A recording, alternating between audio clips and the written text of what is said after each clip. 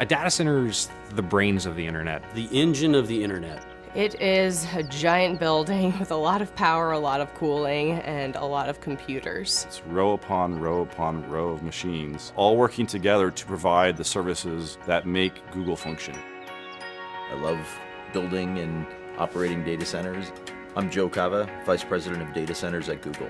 I'm responsible for managing the teams globally that design, build, and operate Google's data centers. We're also responsible for the environmental health and safety, sustainability, and carbon offsets for our data centers. This data center here in South Carolina is one node in a larger network of data centers all over the world. Of all the employees at Google, a very, very small percentage of those employees are authorized to even enter a data center campus. The men and women that run these data centers and keep them up 24 hours a day, 7 days a week, they are incredibly passionate about what they're doing. In layman's terms, what do I do here? I typically refer to myself as the herder of cats. And I'm an engineer, hardware site operations manager. We keep the lights on. And we enjoy doing it. And they work very hard. So we like to provide them a fun environment where they can also play hard as well. We just went past the 3 million man-hour mark for zero lost time incidents. 3 million man-hours is a really long time, and with the number of people that we have on site, that is an amazing accomplishment. I think the Google data centers really can offer a level of security that almost no other company can match. We have an information security team that is truly second to none. You have the expression, they wrote the book on that. Well, there are many of our information security team members that have really written the books on best practices in information security. Protecting the security and the privacy of our users' information is our foremost design criteria. We use various layers of higher level security the closer into the center of the campus you get. So just to enter this campus, my badge had to be on a pre-authorized access list. Then to come into the building, that was another level of security. To get into the secure corridor, which leads to the data center, that's a higher level of security. And the data center and the networking rooms are the highest level of security.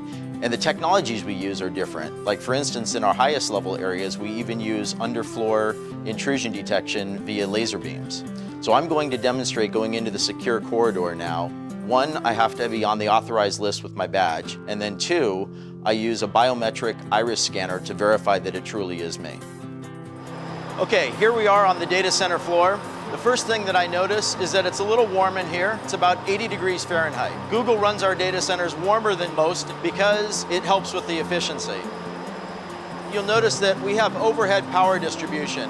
Coming from the outside yard, we bring in the high voltage power, distribute across the bus bars to all of the customized bus taps that are basically plugs where we plug in all the extension cords. All of our racks don't really look like a traditional server rack.